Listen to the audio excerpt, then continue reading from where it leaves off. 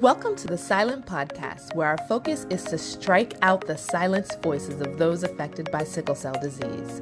We believe that by creating a platform to talk about real-life situations through the lens of sickle cell, we can change the stigma one voice at a time.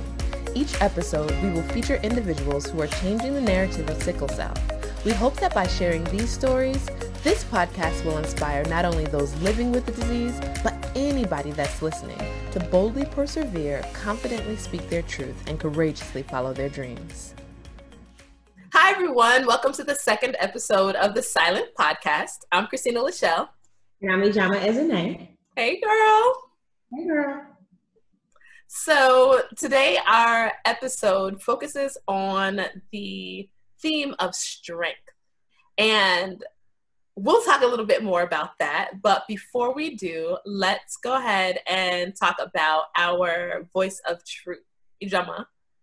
So our voice of truth quote today is from Nelson Mandela. I learned that courage was not the absence of fear, but the triumph over it. The brave man is not he who does not feel fear, but he who conquers all. I love that quote. Yeah, that is a great quote. What'd you say? I said, I think I love every quote. Like, it resonates with me. Listen, but you picked the best quotes. Courage is not the absence of fear, but the triumph over it. That really speaks to today's episode. We have a special guest. Should we tell them who it is? Yeah, you know. Let them know. So today our special guest is no other but Ijeoma's twin brother, Obinna. And we brought him on the podcast because we wanted to hear like a male's perspective about what it's like to be a man, to have to always be strong, and also just to hear a little bit about what it was like for him to have sickle cell. And I want to say I have a few favorite parts. One of my favorite parts was just hearing Ijeoma and Obinna talk about growing up, and Obinna is 1 minute younger than Ijeoma, and it seems like she holds that over his head for life. And it's just the truth.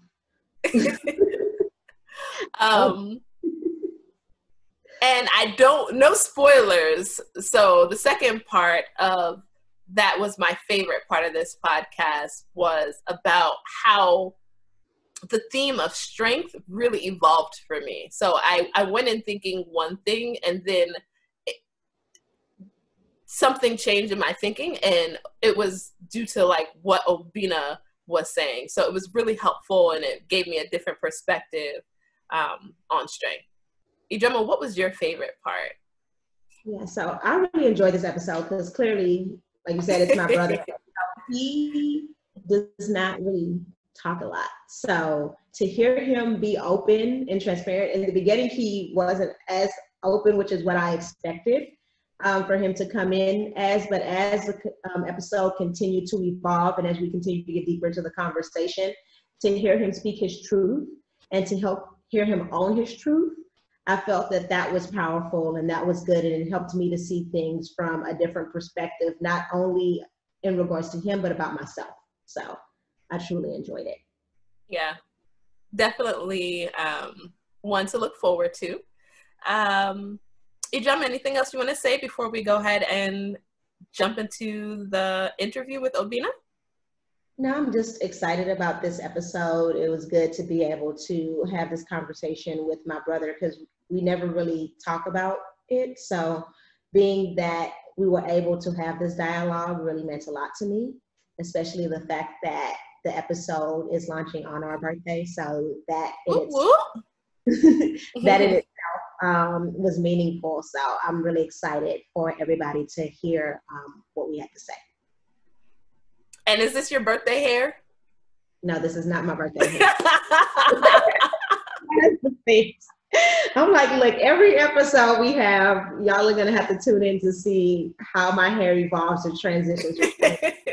There's 3 episodes because I have a different look come next week.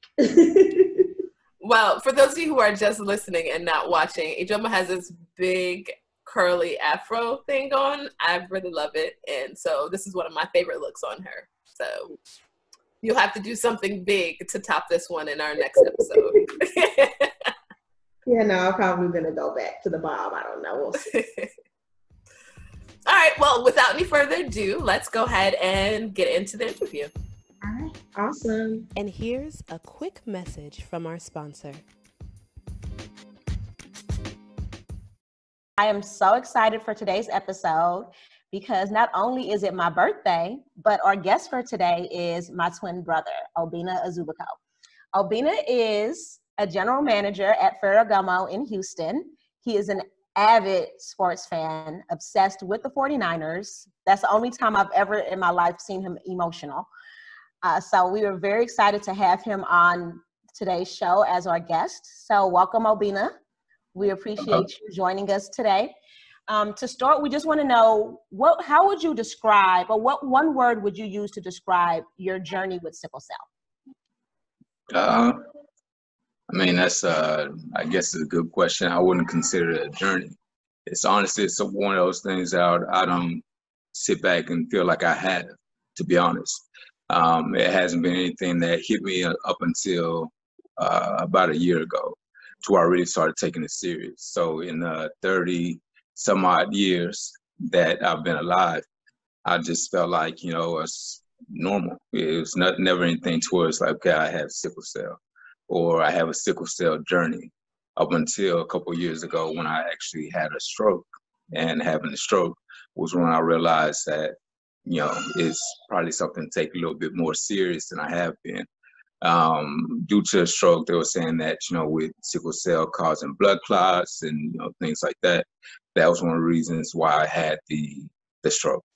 And with that, a year later, I had to be, admitted to the hospital because I had a sickle cell crisis, which is something I also don't deal with. So until I hit my 30s, it's like, okay, I'm good. I don't have any issues. And then I started realizing that maybe I have more issues than I thought I did. And then I actually started paying more attention to sickle cell. So whether it's doing stuff like, just taking better care of my body, making sure I'm doing things like exercising and walking, and, just to make sure I don't have things like that hit again, and correcting any issues to where I don't have, a stroke, which, God willing, I know I won't have another one. But as far as sickle cell crisis, that's, something that I don't feel like I'll have again, only because I'm doing everything I need to do in my power to correct those things. So I don't have a sickle cell journey. I just, it was hit a couple years ago to where it's like, okay, you have sickle cell, now do what you need to do to make it better, basically. You said something that hit. So with that, knowing growing up, so like, how old were you? I know that it was something that we didn't necessarily talk about growing up, right? So it was something that was a part of our lives as children, right? And so growing up, I never saw you affected the way that me and Chama were affected. And Chama is my sister, for those of y'all that don't know. She also has sickle cell. So with that, knowing what you see in terms of saying that I don't have a journey, or I didn't have a journey with sickle cell, to knowing that you get to your 30s and that's when it actually starts to affect your life. What word would you use to talk about that transition from childhood to adulthood, and seeing that transition to where you are now and where you're trying to go as you continue to try to show that you're above this? I mean, as far as word, I'd probably just say awareness. As long as you're aware of something that you have, you're able to correct those things, or, at least do things to where those things don't hit you as you get into your 30s. I think, like I said, I was very, kind of not paying much attention as I should prior to it really hitting me. But I think just being aware from when you're young until you start getting into your, late adulthood or early adulthood, whatever you want to call it, then, these are things that you need to do. And it helps to, I guess, curb certain things happening, if that makes any sense. But I think just being aware, just knowing that you have it. I mean, the whole time it's like I have it, but I didn't act like I had it. I still don't to this day, honestly. People say you have sickle cell. No, not really. Because I think that, and I believe in the power of saying if you have something, you have it. If you say you don't have it or you don't speak on it, then nothing happens. For me, fortunately, I've not really been talking about it to the point to where it's like, okay, I've been good. But I think it's just being aware about it. You touched on something, and I feel like that comes back to the whole concept of being a man, right? And so as a man, you're seen as strong, you're seen as not being weak, you're seen as somebody that you feel as though you need to always put on this face, right? So that you're able to show your strength. And so do you feel that that's also part of your journey in terms of saying, okay, growing up, I didn't really say I had sickle cell or talked about having sickle cell because it's seen as a sign, seen as a sign of being weak? Like, what do you feel like was that transition? Do you feel that in your youth, were there any times that you ever had what somebody would consider to be a crisis, or you don't feel that you had crisis growing up? No, I don't. I mean, it's never been anything that's affected me. So, I mean, I wouldn't sit there and be like, okay, I'm saying it because I want to be strong. Like, that's not me. That's not in my nature. I don't say things because I feel like, okay, I want to make it seem as if I'm this macho. Like, that's not, important to me. I just never felt like it was anything that really affected me. So up until it did really affected me, then, it started being more aware about it. But I mean, if anything, as far as being hospitalized, it's maybe in early elementary school, if that. Mm-hmm. And then from there up until, like I said, in my 30s, then it hit me. So it's not anything I live with and be like, okay, because I have sickle cell, I need to stop doing this or don't do that. It's like, it's never anything that was like, okay, I'm not going to say it because it makes me feel stronger. Like that was never the case. I know with some guys, they'll probably say that, like, I mean, I say it because it makes me stronger or it makes me feel like I have strength. But no, the case was I just never felt like I had it. So up until it started to hit me, then it's like, okay, well, maybe I do. And even to add to that, like with Dorothy, my wife, she would say, well, you have like these crises. And, I just felt like it was like maybe a pain. It's dealing with a pain for like a day, wrap my arm, wrap my leg, and keep it moving. Eventually it would stop after a day or two, and then I kept going. Like it was never anything to where I was like, okay, it's sickle cell. Like, no, it's a pain, and live with it. I don't know. This is so hi Obinna. Believe it or not, everyone who's listening, this is my first time meeting Obinna. I've known Ijeoma for years, but I'm just meeting her twin. So hi. Whose fault is that? That's Ijeoma's fault. No, right? Oh, it's my fault. It's definitely your fault. But the question is, Obinna, when have you come out to the DMV area, to DC? When's the last time you came out to visit? It's been a long time. It has been. But I've been before. But it has not been since I've lived in this area. It was before I moved here. No, that's interesting. Okay, I feel like, because literally Ijeoma, we're on Zoom. Ijeoma is above me. Obinna is underneath me. I feel like I'm caught in the middle of a sibling rivalry right now. But listening to you speak, Obinna, I was hearing you say, like, it's just a pain. I wrap it up. As an athlete, as a former athlete, well, am I a former athlete? As an athlete, I'm going to claim that, right? You're talking about speaking things into existence. As an athlete, I spend a lot of time with guys in locker rooms and things like that. Well, not in the guys' locker room. Lord help me. Mother, I'm sorry if you're listening to this podcast. But I spend a lot of time with guys, and it seems like that's their attitude towards pain. Like when they feel a pain, they just kind of shake it off, brush it off, and move on. Whereas I feel like women really like live in the pain a lot. And so it's just very interesting hearing you say, like, because what you're speaking of is sickle cell crises that you say, well, it felt like just the pain, so I wrapped my arm up, or it felt like just the pain in my leg, you know? And so I don't even know if you recognize or realize how you're embracing this, like this masculinity and this, like, because you're saying like, oh, I don't feel like as a man I have to be strong, but I think even in just the way that you approach life, there comes that like, I need to be bigger than this thing. I need to shake this thing off, which is both admirable and can be kind of tricky when it comes to like something like a stroke, because of all the things that you can do to prevent crises, like a stroke is probably one of those things that you just can't prevent. And like, it's not like you brought it on yourself, right? So I do want to acknowledge that. It just, but I definitely hear you.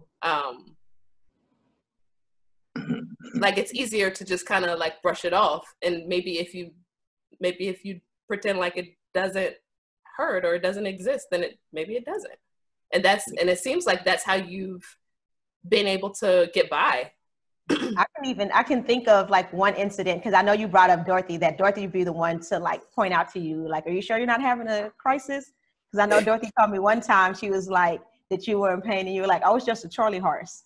And she was like, a Charlie horse isn't gonna cause you to go to the hospital or be in pain like that. So just even from seeing that, so I get what you're saying in terms of it's not something because it's not something conscious, right? It's something subconscious. So like as a man, it's like, I'm not in pain because you don't consciously think, oh, it's going to make me seem weak, or it's going to make me seem this type of way if I say that I'm in pain. But being the fact that you are a man and you are the person that you are, and you've always been, I've never seen Obinna get emotional about anything, just like how we spoke about in the beginning, except for sports. And if he is upset or emotional about the sports situation, it's more so that he'll like be to himself, right? It's not even necessarily seeing him cry or anything. I don't even know if I've ever even seen Obinna cry in my life. So just from that perspective. So I just feel like how you said that transition from youth to growing up. So just seeing like Ijeoma and when she'd go to the hospital and the things that that she was going through. And then the same thing in terms of me. But then with Obinna, it's like I never really saw anything. So it really hit me. So when Obinna had the stroke, and I'm here, like I think I was actually in Gabon. So I was in Central Africa at the time when I found out about it. And so when I heard about it, I was like, huh? Because Obinna doesn't get sick, right? Like Obinna's always been the one who's been fine through this whole situation and through us growing up. So for Obinna to have a stroke, it's like, where did that come from, right? And so not being able to be there. So as I started to learn a little bit more and hear a little bit more, it was like the situation wasn't necessarily the first time that something like that would have happened. But because of like how you said, Obinna, like it's nothing, right? So you brush it off and you let it be until it got to the point of where it became an issue, where you actually had to deal with it head on, right? So how do you think that from growing up and to where you are now in your 30s, not only are you a husband, but you're also a father, how do you feel that that might have affected that transition or that like click in your head that this is something that I need to be more aware of, this is something that I need to take a little bit more seriously? No, I mean, and you do take it more serious because you have more people that depend on you as far as just being here and making sure that you're healthy going forward. I know Dorothy was really concerned because it's like, you know, something like this happens, it happens out of nowhere. It's like, you know, what if, you know, the worst happened? Not that you would think of the worst happening, but, you know, you start to take those things much more seriously because you have a lot more people depending on you. And not to say that your immediate family, like, you know, whether it's you, Ijeoma, Chmobi, or parents, that they're not, you know, part of the family, but then you also have, you know, kids now and a wife and people. So you start thinking like, okay, well, maybe I should, you know, be more aware that this is something that can happen. And I mean, it's just, like I said, just being more aware. I know I touched on it earlier, but being aware that you actually have it helps. There's nothing now I'd say that I do much more different than I did before. There were certain things I needed to do as far as like correcting the issue, so that way they don't happen again. So whether it was having, certain surgery that I had to have, so that way I don't have, blood clot travel to my brain, which I had. So, that issue was corrected. And even talking to a doctor, like, well, there's something that shouldn't happen again, in the future. So, those are certain things that I did, at least on my end, to where I could correct the issues and then say, okay, now I can continue living how it was before this happened, but then know that this really shouldn't happen again. So as far as like, I think just being aware and then whatever you can do to correct it, to make sure that you're still here for, people around you and, the people that support you is important. So, I mean, of course, with me, I have my emotions, thing I'm emotional about, but you want to be, I guess, show more emotion for those around you that are very concerned, to where it's like, okay, well, let me do these things in order to make sure that these people don't have any sort of concern that this could happen again. So, I don't know, it's just, correcting those things and just moving on with life. Yeah. What I hear from you is like a desire to like be in control of it and not have it be in control of you. Mm-hmm. Yeah. And that's the case. I mean, it's not, I think a lot of people, like, they'll sit back and they'll, whether it's like doctor's visits or go to the hospital and they'll speak on it, or I have sickle cell, and like, yeah, you have it, but like you said, you have to be in control of these things. There's certain things that you can do in order to curb things happening. And if you speak on it and you say, okay, I have it, and you sit back, just let it, beat you up and attack you, like, like, what are you actually doing about it in order to make sure that you don't have things happen again? I mean, whether it's like your diet, and whether it's like doing things like walking, jogging, like, there's certain things with, when I talk to the doctor I have for the hematologist I have for sickle cell, he was saying, it doesn't hit you that hard, but these things that you need to do to control it.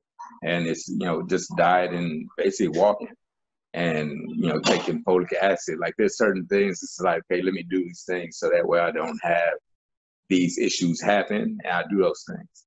There's a lot of people that have it and they'll let the sickle cell control them, and they'll sit back and say, okay, I have sickle cell, I'm always in pain, I'm going to go to the hospital. It's like, okay, what are you doing in order to not make those things affect you?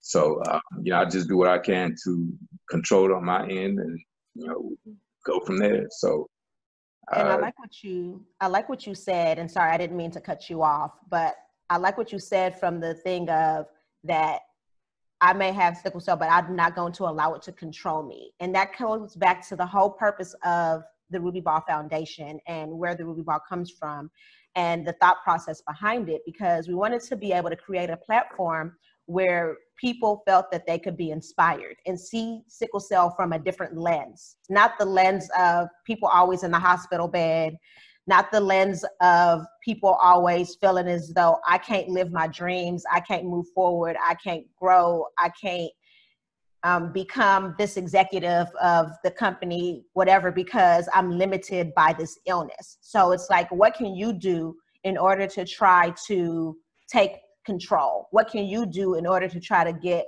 in front of the situation to make sure that you're in a good position or you're in a good place to where, yes, you may have those situations where you have a crisis and it does cause other underlying issues, like what happened with you with the stroke, is that people don't understand outside of the pain. The issue with sickle cell is that it causes other problems, from people having strokes, from people having organ failure, to different types of things that are created because of the lack of blood and oxygen flowing to certain parts of your body. So understanding what it is, being aware of what's happening to you, and then taking control of the situation so that you can better live your life, so that you can be a better person for those people that need you, and be a better person just in general for yourself.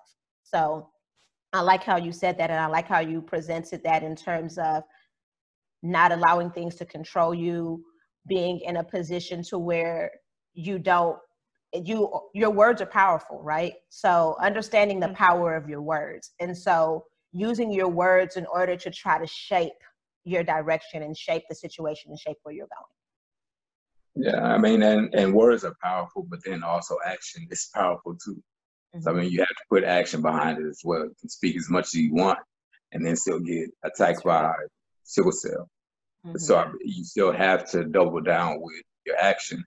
So, I mean, as far as anything I've done up until, my 30s, there's never been anything that's quite affected sickle cell or triggered sickle cell. So I'm not like this big drinker. I don't drink like that. I know drinking can be one of the things that, trigger sickle cell or trigger sickle cell crisis. I'm not a smoker, so there's certain things in my lifestyle that I don't do. And I wouldn't say that I don't do it because I have sickle cell, but I just don't do those things. And in doing those things, I know they can trigger, sickle cell. So there's a lot of action to it as well. So I can speak here, I can sit here, I can speak all day and say, okay, I don't have it.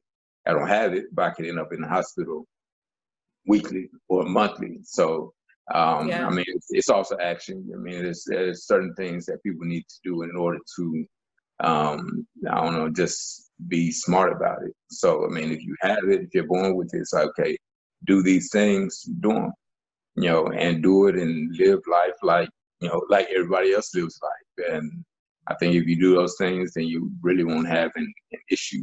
Granted, I'm a guy, you have women that have a little bit more crisis because of certain reasons. But, at the end of the day, it's just, I think it's a lot of action to it too. So, yeah, you speak words, but then also be about it too. That's good. Yeah, my sister, Obinna, I don't know if you know, my sister has sickle cell.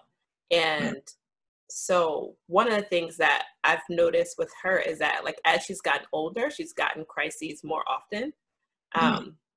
And so I wonder if maybe that has something to do with you when you turn 30, your crises increase. And there's so much that we don't know about sickle cell that, it's like some of the things that you just named, like not drinking, not smoking, those are things that we know can prevent it. But I wish we knew a little bit more about, like, is it true that there's a correlation with, becoming older and having more crises? And if so, what are the other things that you can do to prevent it?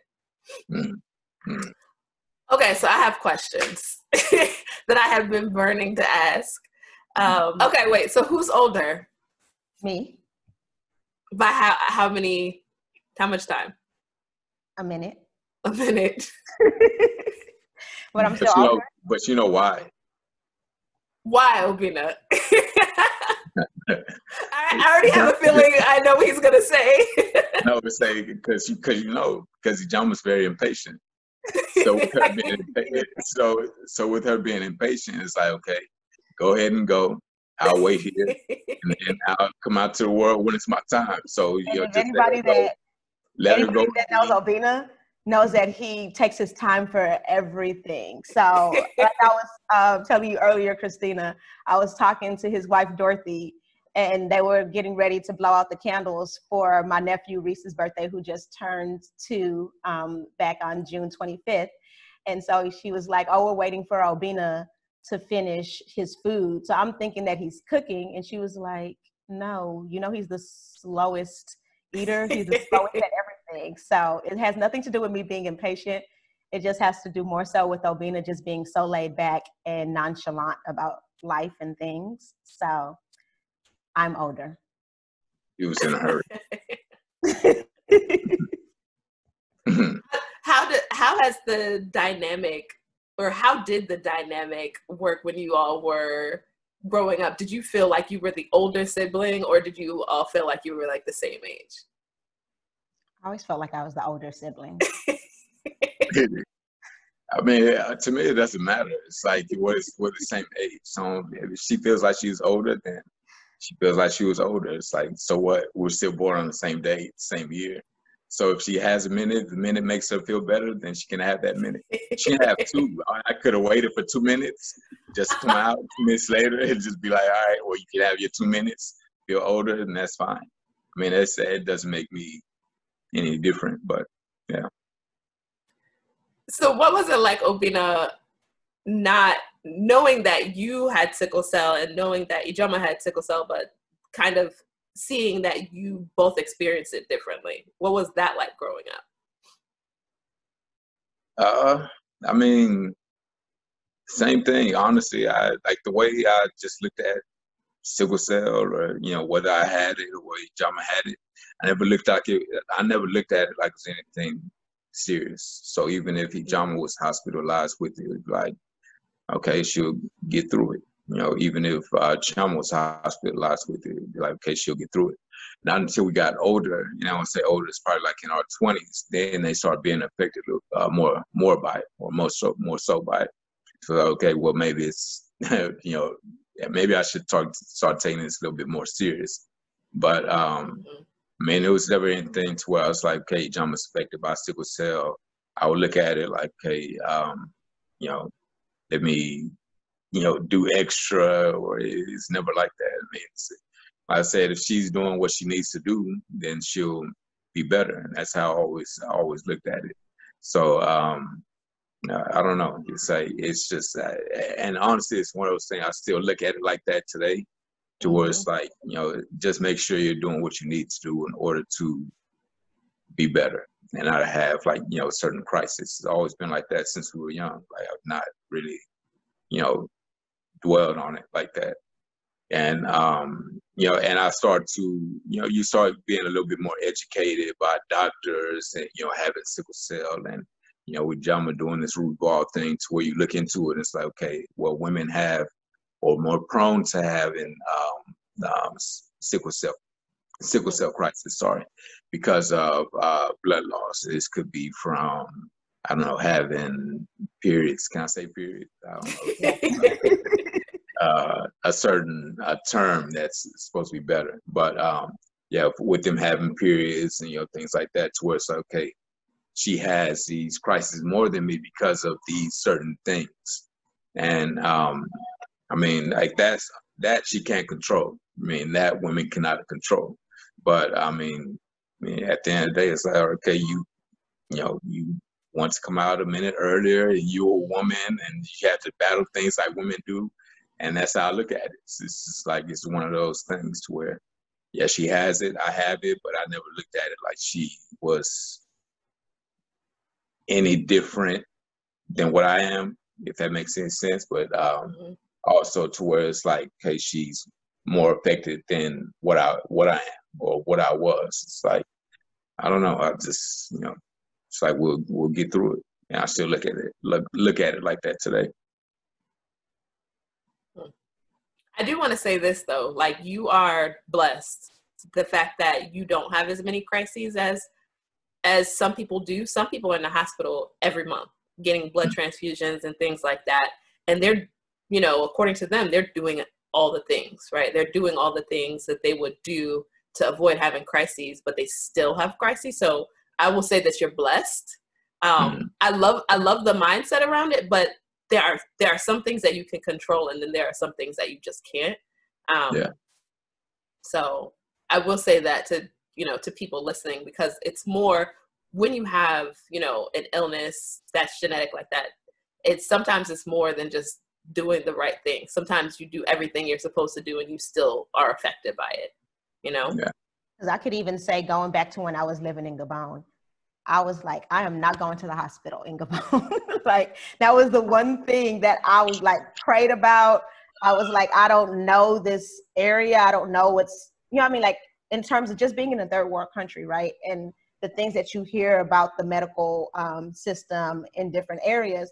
So I was like, I'm going to do everything in my power to ensure that I don't. So whenever I was back in the US, I always made sure that I saw my hematologist.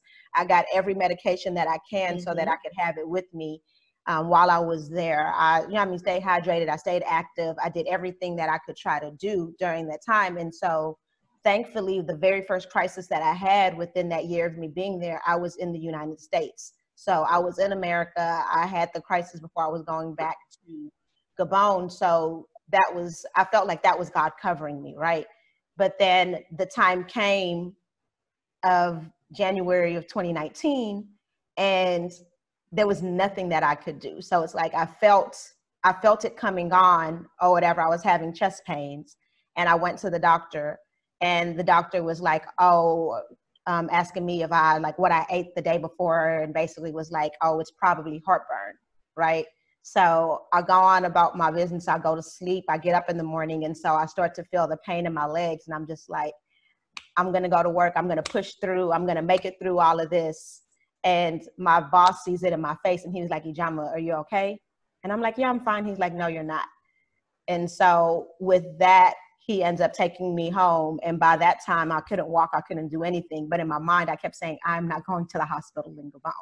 Like, I don't want to go to the hospital. So I was like, I kept doing everything to where got to the point that there was nothing that I could do from my house anymore. And I had to go to the hospital. And so if I didn't go to the hospital when I did go, and then y'all know the story of everything that happened with that situation, of it being that situation where I was scared of, in terms of like not having the right type of things that I needed in order for me to get better, to the point that I had to be life flighted to South Africa to get better care. And then when I got to South Africa, the doctor in South Africa said, if you did not get here when you did, you would have died.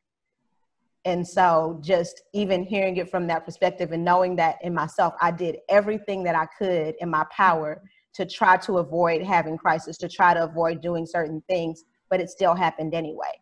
And so just being able to, like, going back to what you said previously, being aware, better understanding, like, knowing like what your oxygen level is supposed to be, knowing what your blood count is supposed to be, knowing these things. So like when I was there, if I didn't have an understanding of like what my normal heart rate was, what certain things were, then when they weren't taking my vitals when they were supposed to be, I would have been unaware that they weren't doing the things that they needed to do in order for me to be better.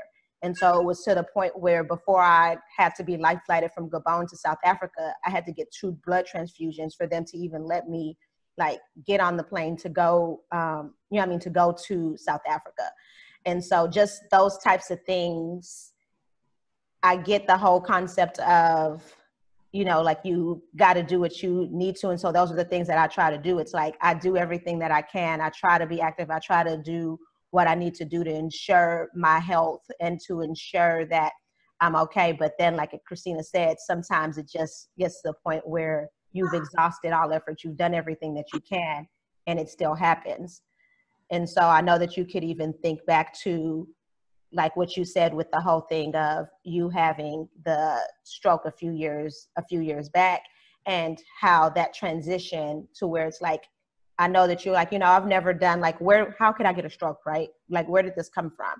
Like, how did it happen? Because I live a healthy life. I don't do XYZ. So why at the age of, how old were you? 35, 36? Oh, you're telling your age, so.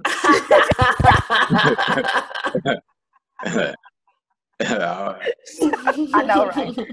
Ooh. So at that age, knowing like you're still so young to be having a stroke at this age, it's like, okay, how is that even feasible? How is that even possible? So having an understanding of that, and like you said, like doing what you can moving forward, but then there's still some things that no matter what you do, no matter how you try, it still just happens. But like Christina said, we're blessed. And so that's what I'm like thankful for, because I know like the things that's happened in my life around these things, that if it wasn't for God, I wouldn't be where I'm at right now. And so it's only through God that I've been able to be in a place where I can have a platform like this, to be able to talk to other people, let other people see me from a place of strength, let other people see me from a place of growth, and being able to speak and like tell my story, so that can be able to inspire and help them along the way as well. So I know growing up, I always remember saying like, I know that it's nothing but God that's put me where I'm at or gotten me through, because like Christina said, there are people who are in the hospital every other month or every month. And I was thankful that I probably go to hospital twice a year. Right. And so within those times, and even before I got the crisis back in Gabon in 2019, I had the fact that I didn't have a crisis the whole time that I was in Gabon, outside of that one time that I went back to the US. That was a blessing within itself. So I know that I'm covered, and I'm thankful for God for who he is. And I just want to use that as a way to be able to try to encourage and inspire others to just continue to trust him and know that he'll get you through it no matter what. Mm-hmm. Yes. Amen. That was definitely something when you told me you were moving to Gabon, that was something I was afraid of for sure. You know, Obinna, I don't know if you thought the same thing, but I was like, you know, in my mind, I was like, what if she has a crisis? What kind of healthcare is available to her in Gabon, West Africa, right? That, you know, compared to what she might get here in the US. And so I'm grateful that you, for the most part, you were able to kind of stay healthy and not run into any issues. Although when you did run into an issue, it was a big one. And Gabon didn't have the healthcare to support you. And that's a different podcast right there.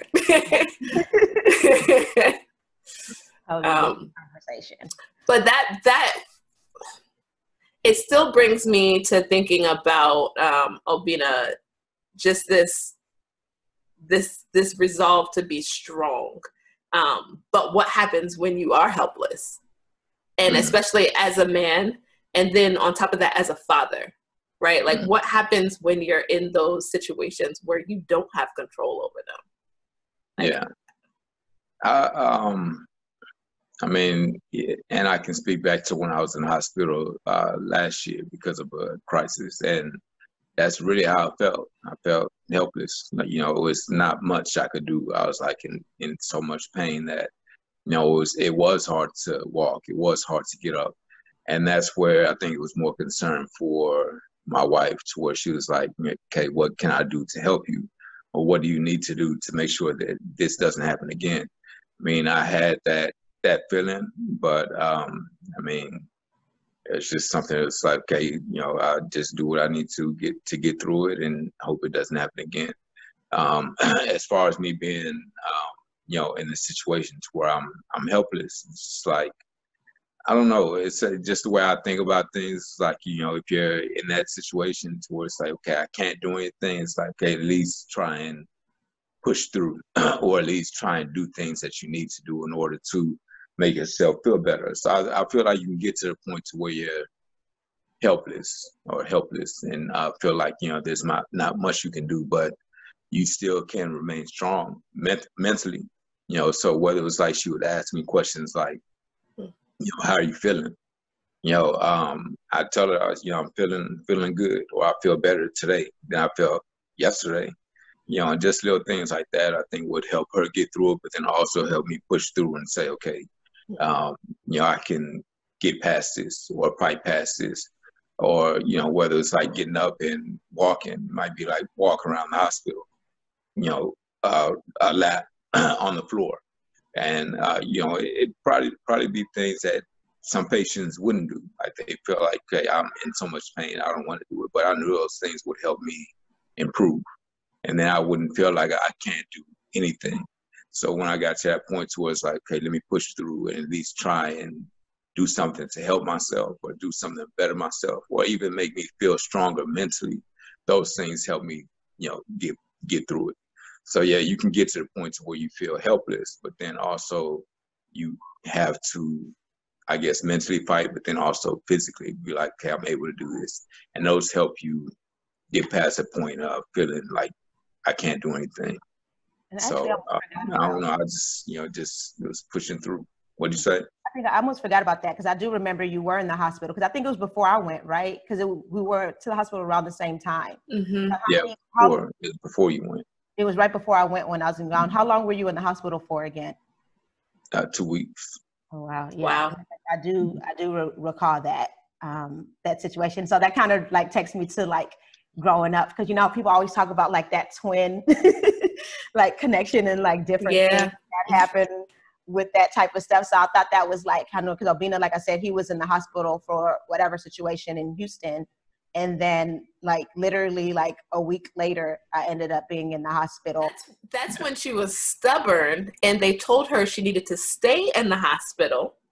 But then she decided to leave the hospital and fly. No, that was in January. That was a different hospitalization. Okay. Talking in October. But that was when I was supposed to go. You know what's funny though about what you're saying? Because Ijeoma's sitting here and she's saying, you know, things about guys being strong or showing some sense of masculinity. But then Ijeoma's also said on 2 occasions, this one where you just pointed out that she wants to leave the hospital and fly, or even when she was in Gabon and her boss was asking her, "Are you okay?" and she was like, "Yeah, I'm fine." So I mean, it's always one of those things where you don't realize yourself. It's not a man thing. It might just be one of those things where you're like, I'll get through it or I'll fight through it. So it's not generally like, okay, a man speaking. Maybe you just feel like there's certain reasons why you don't feel like I have it, or there's certain reasons why I don't want to discuss why I have it. So yeah, men do it just the same as women do as well, as you pointed out. You're true. It's a good but point. I do remember now. I know what you're talking about because it was October. Because I remember it was October. Because remember I was supposed to go to Atlanta, and I couldn't go to Atlanta anymore for my friend Crystal's birthday / engagement, or bridesmaids proposals. So that's what was supposed to happen. I ended up having to go to the hospital for pulmonary embolism. I think I don't remember, but I do remember that time now. I was like, everything is just starting to like feed in. Cause like I told you, remember, I used to go to the hospital literally once or twice a year. And so like literally between 2019 to now, I've been in the hospital like 4 times. And so it's like thinking back, I'm like, oh, I forgot that I was in the hospital then. So, but anyway, I'm thankful that I'm not, and I pray that God continues to keep me healthy so that I don't go back anytime soon. So I'm thankful for that. But yeah, no, I get what you're saying, Obinna, and it goes back to what I said about the whole thing about being strong and not wanting to be put in a position of weakness. So I guess where I can say from my position, when I talk like that, or when I say things to that extent of like, no, I'm okay, or I'm fine, it's again, that whole point of like pushing through. Because I do know that my threshold for pain is different than other people's threshold for pain. So that's one thing. And then also not wanting people, so like how I asked you earlier, is it that you don't want people to see you in a position of weakness? I can honestly say that's my reason. I don't want people to see me in a position of weakness. I don't want people to feel as though I'm less than, or I can't do so. For my boss to ask me like, are you okay? Yes, I'm fine. Especially during that time, like when I was in Gabon, I was the only female on site in the office, right? Outside of the one, the office manager, secretary that was there or whatever. But in terms of in management, working on, certain projects in engineering, in construction, I was the only woman, right? And so being in a situation or being in a place where you're in leadership, you're the only female, everybody around you are men. And so then for them to be like, are you okay? And then see you in that position of weakness outside of being a female, a Black female, amongst like, even though I was in Gabon, the people that I was working with didn't look like me, right? And so if I, on top of put that in, then now I'm like, oh, I'm sick or I'm not feeling good, I felt like that would lessen how they looked at me or how they saw me. So I feel like it may not have consciously been thinking that while I was saying that to him, but I know that that's what was behind that intent of, I'm okay because I don't want you to see me in this way. So I was going to push through in terms of going to the office, going to work, and then I was going to try to deal with it when I got home by myself. So I feel there's a difference in the dynamic of like what you said from the perspective of you and being a guy and knowing like your strength and why you say or do the things that you do versus why I said what I said. But there's not a difference. And the reason why I say there's not a difference, you have to realize that, and you doing Rubal awareness and, making people, I guess, speak on what it is they have, you have to be willing to speak on those things. Yeah. You have to show that you're, in some cases, not as strong as what you feel like you are. So yeah, so you're saying that it comes from a man thing or a masculinity type thing, but it's not. I mean, at the end of the day, it's like, if you want people to be aware, then you have to also let them know that, okay, I'm in situations where I feel like I can't help myself. And that's how they help you. So regardless of whether you're a Black woman and you're working in this field to where there's a lot of other people that, you know, don't look like you still have certain elements that they don't have. Like y'all don't share those things. So yeah, if you're gonna go ahead and say, okay, I want people to be aware, then they also have to know that these are things that you're dealing with. That's just how I look at it. No, I agree. I mean, so you can say the same thing as far as like, okay, it's a masculine type thing or a men type thing, but then at the end of the day, it's really the same thing. I mean, you have your reasons as to why you say you didn't want to do it. I have my reasons as to why I say I didn't want to do it, but at the end of the day, it comes down to it's the same thing. We just have different reasons. So I think it's just if and you will continue with the root ball, you know, awareness, but that's something that other people have to know, that they have to be open with sharing those things. And if they're in certain pains, they have to share these pains and let people know that, okay, although I'm a Black woman or Black man in this field, I still deal with these, you know, issues. It's not stopping me from doing my job successfully, but I have these things. And, you know, the more people know about it, the better you have chance in fighting it. So, I mean, you said it yourself. I mean, it could have been to the point to where everything happened, it was delayed to where you could have died. You know, so, you know, it could have been sped up, you know, had you said something to your boss or whoever it was, to where it's like, okay, let's take care of it. So yeah, you have your reasons, I have mine. So it's the same thing. So I'm glad that you admitted that you said it's the same thing. Because before you said that it's not a thing of having to feel as though you're stronger or put up this front in order to make sure that you're seen in this particular light. So even though like you may view it differently in your world or in your mind, and then I view it differently in my world and in my mind, but at the end of the day, it boils down to the same thing. Yeah, this is really interesting. Okay, so I feel like I'm an outsider looking in right now. And just, I think, no, really, because what this is highlighting for me is there are, you know, two dichotomies in Black families or Black culture or just culture in general, and how people see Black women and how people see Black men. And there is that expectation, I think, on both sides. You know, we came into this podcast like wanting to focus on men, but Obinna, you're so right. Like there's this expectation for Black women that they need to be stronger. And then there's this expectation of Black men that they need to be stronger. And any type of vulnerability, any type of helplessness is seen as a weakness. And I think that both sides struggle with it, right? Both women, especially Black women, people think they're invincible, they're superwoman, they're all of these things. And so we do things like not telling people when we're in pain or pushing through pain that we shouldn't be pushing through. And I think that the same goes for Black men too. So thank you for calling her out, because that helped me. that helped me to take a look and see there's definitely the expectation for both sides. Yeah, I can agree there.